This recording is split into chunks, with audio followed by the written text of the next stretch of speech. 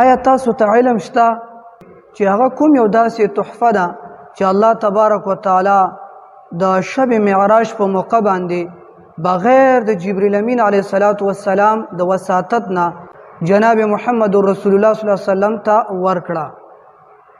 او آیا هغه کوم یو عبادت دی چې نبی علیه السلام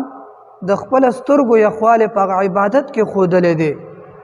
او آیا هغه کوم یو عبادت دی چې د هغې په نه کولو باندې نبی علیه السلام سره د خپل شفقت او د محبت چې هغه د خپل امت سره لري، د دې باوجود هم وفرمیل چې زما زړه غواړي چې صحابه ته ووایم د شاوخوا علاقې ته لاړ شئ او خو ډېر زیات خشاک راجمع کوي او بیا زړه مې غواړي چې لاړ شم هغه کور ته اور واچوم. هغه کوم یو عبادت دی چې د قیامت په ورځ به الله تبارک وتعالی کله د خپل بندگانانو نه حساب کتاب اخلي، نو د هغه عبادت متعلق به ډومبه سوال کوي، یعنی ډومبه پرچا، ډومبه پیپر، ډومبه امتحان به د هغه عبادت متعلق وي. آیا هغه کوم یو عبادت دی؟ نو محترمو، د هغه عبادت نوم دی صلات، د هغه عبادت نوم دی مونځ، دا هغه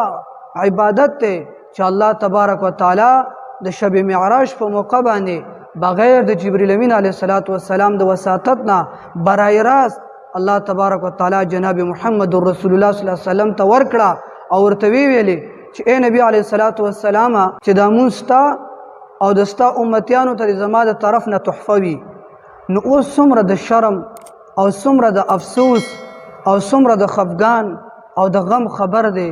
د هغه انسانانو متعلق چې هغه کلمه ویلې ده او ځان ته مسلمانان وي او د نبی علیه السلام امتیان وي، او د دې باوجود هم چې کم دی 15 وخته مونځ د دې خیال نه ساتي، 15 وخته مونځ دا په ټیم باندې نه ادا کوي، دا 15 وخته مونځ دا په پابندۍ سره نه ادا کوي.